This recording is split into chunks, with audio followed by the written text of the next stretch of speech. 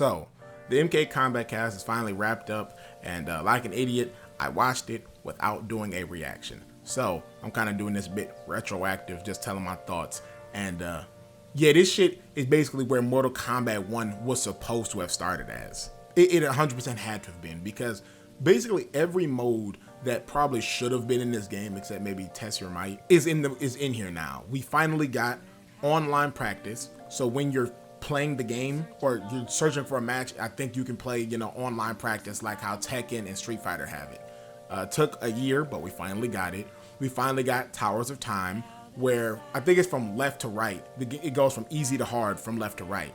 And in all the way back, it allows you to play Cyrax Sector and Noob Saibot as a DLC. So if you don't have the DLC, you can try them out in a trial mode through that. So if you do want, to try out Cyrax, you want to try out Sector, you want to try out Noob, you can buy them. I don't know if it's separately or if you have to buy the entire thing, but regardless, you at least can try it out. I know that Street Fighter allowed you to do that. I don't think Tekken did though, which sucks, but that is another great thing and another step in the right direction for not only NetherRealm, but even Warner Brothers. I'll give credit where it's due. We got to see what the Warrior Shrine was, and it looks like it's just leaderboards. I don't know how he waited a year for leaderboards, but hey, whatever. I thought Warrior Shrine was going to be something a whole lot more cool than that. Invasions is the season of Liu Kang, I believe. I believe it's Liu Kang. But regardless, I'm not personally enticed by Invasions anymore. I don't even know if I'm going to be in there. But, if you do want to try it out, go ahead. Good luck in there, buddy. And getting into characters, they showed a few character and cameo buffs across the board. Number one, Shujinko. Shujinko ends up getting a new string that allows him to crumple the opponent for a free combo. They showed this with Shang, who has this really cool thing where he can steal the opponent's cameo moves now. And he ends up using Sonya's. Sonya's, the one where she grabs you with her legs, the overhead, and bounces you up. Which, I don't know if that should be for a bar, but that shit's cool as hell. I'll be honest, that was really cool. Omni-Man and Gearus. Omni-Man and Gearus, I think, got the same thing or same kind of treatment where I think it's Gearus' overhead now bounces, and Omni-Man's forward two, his overhead, now ground bounces. So in the corner, you can combo off from his forward two. Honestly, I thought you should be able to do that from anywhere because that's kind of messed up, but whatever. Cameos, Kung Lao, the cameo, ended up getting the orbiting hat. So now you can probably, do something unsafe and it'll hit with the cameo. And Kung Lao, the real one, ended up getting a air hat. So basically when he jumps in the air, he'll do a backflip and fire the hat at you. It looked cool in combos, I'll be honest, that looked cool. Also, the one where he gets up and spins very super quickly, it looks like you move faster while he's spinning, which I don't know how I feel about that, but what can you do? I do think that, in my opinion, I will still want them to nerf his wake up or his armor move. I think that shit's still stupid. A safe armored launching, mid is fucking stupid. It's -7, so most of the cast cannot punish that. You make it have the 2 hits and it's mega unsafe. That's the way I see it. Make it the 2 hits and it's -18, like the rest of the people in Mortal Kombat. Because it looks like Tanya's getting that same treatment, where hers that's 4 hits and that's hella chip is now being relegated to just the 1 hit. You make that change, I think Lao's fine. We even got to see a little bit more of Cyrax combos, hella bombs, looks fucking sick. I'll be honest, it looks amazing.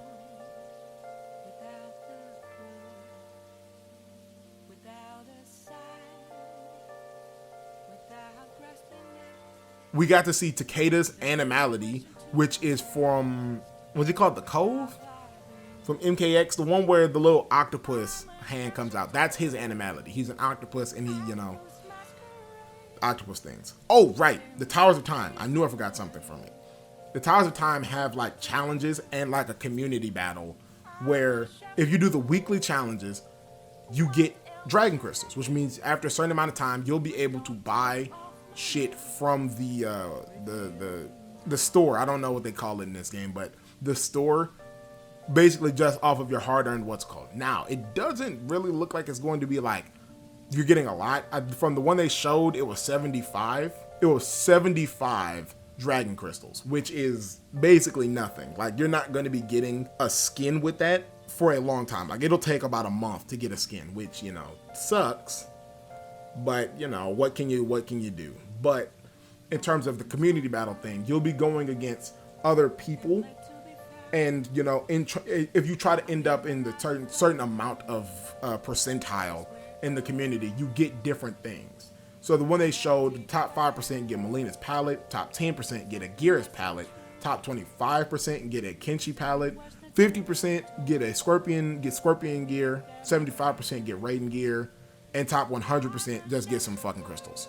Admittedly, I do believe the top 5% should get an actual skin that's only to the top 5%, and then the people in down from top 10 to what's called just get palettes and gear and credits, whatever.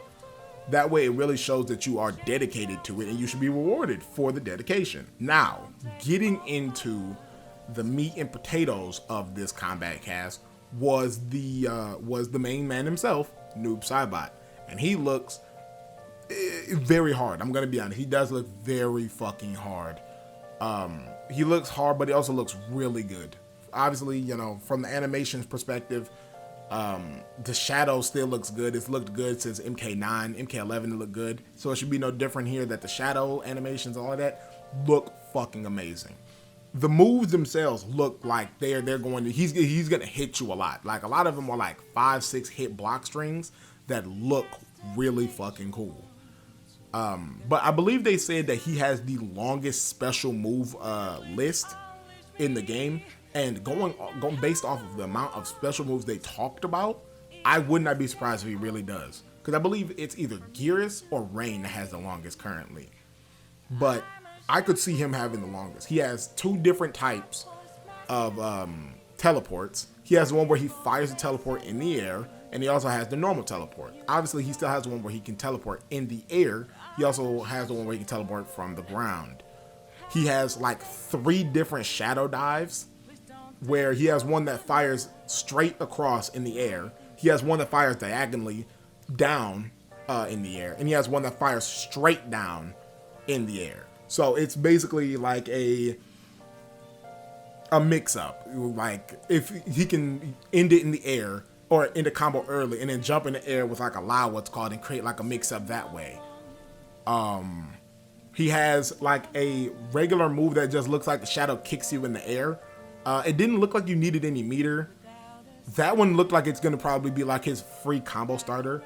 He also has his shadow tackle that he's had for, I don't remember when MK9 came out, but like 10 plus years.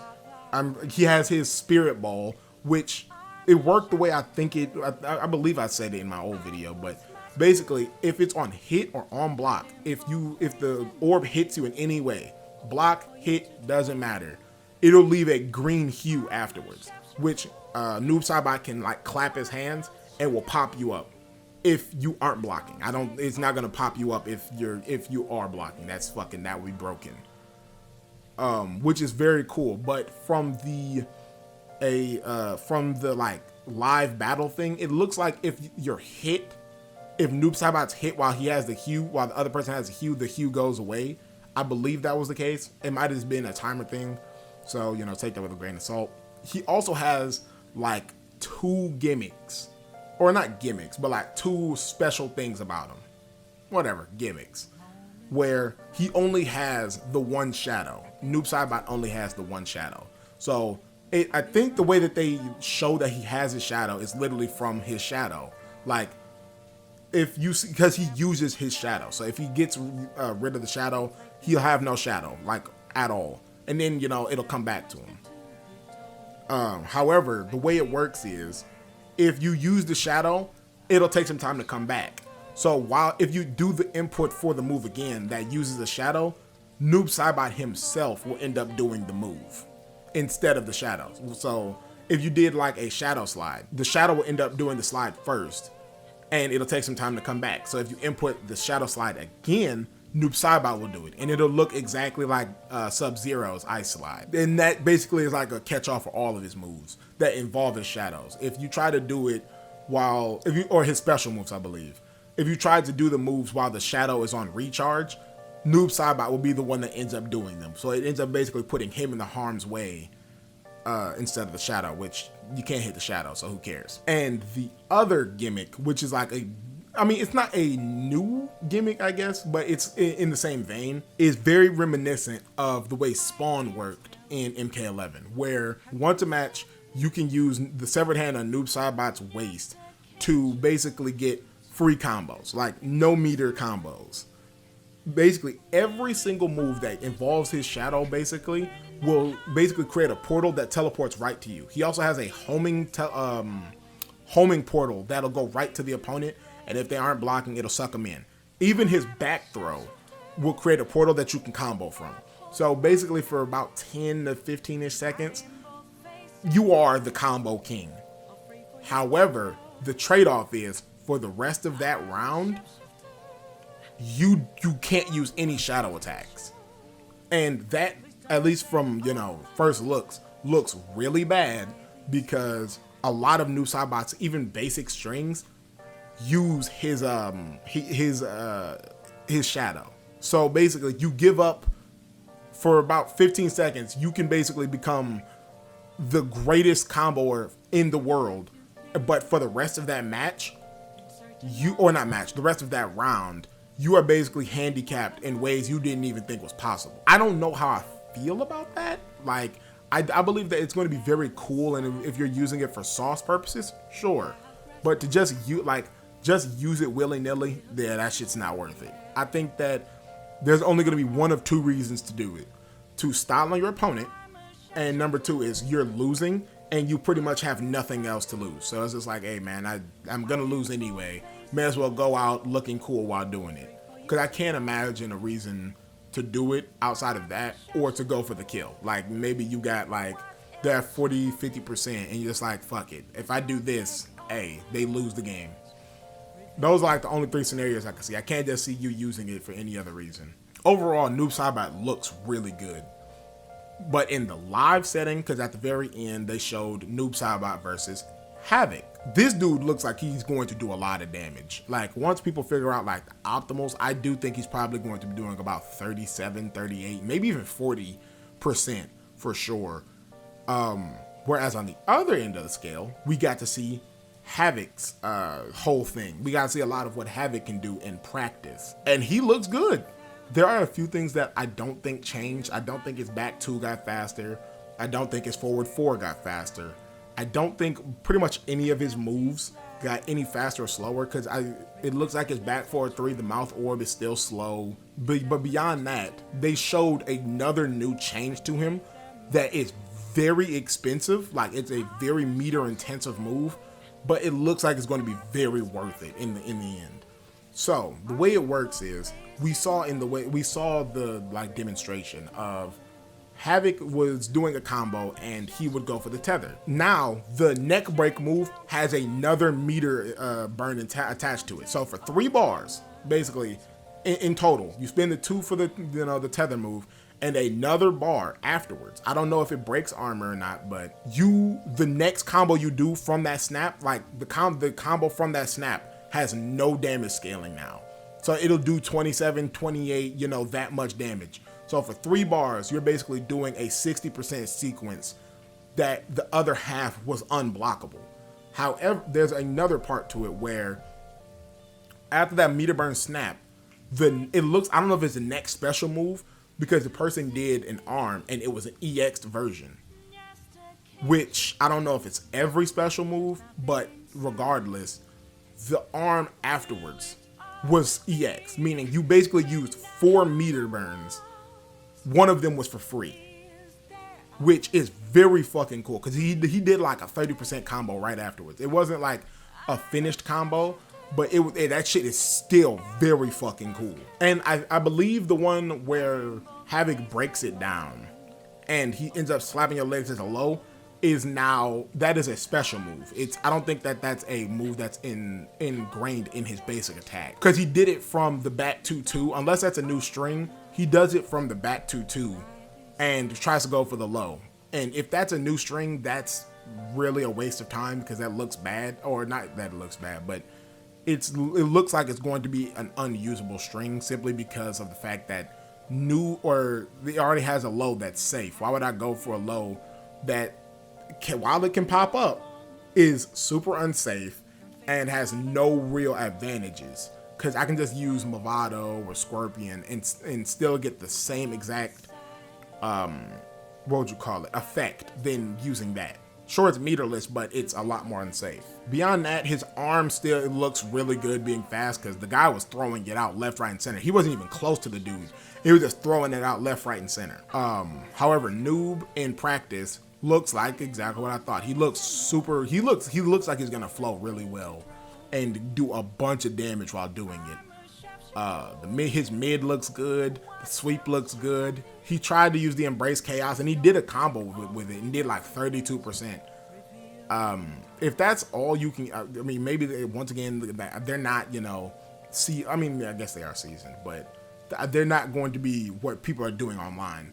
But if that's all you're getting, 32%, and that's it, hey man, I really don't know if that's worth it. But at least from the characters they showed, because I believe they said they didn't show everybody, and we'll have to wait to see the patch notes. From the people they showed, Omni-Man, glad to see he's getting one. Oh, the guest characters are also getting animalities. I totally forgot about that. They're also getting animalities. But from all the characters they showed, I believe Shang is getting something as well. What would you call it? Shang's getting something, Omni-Man, Lao, all of them look like those changes are going to, obviously make them better. Once again, like I said in the beginning, this is basically the starting point of where Mortal Kombat is basically supposed to be. If this is what we got when the game came out, we would probably be talking about, is this probably the best Mortal Kombat of all time? But since we still know what it was, I don't know. We'll have to see. But let me know what you guys think in the comment section below. Are you excited about Noob Saibot? Anything that I missed? Any more changes that I missed? Sorry.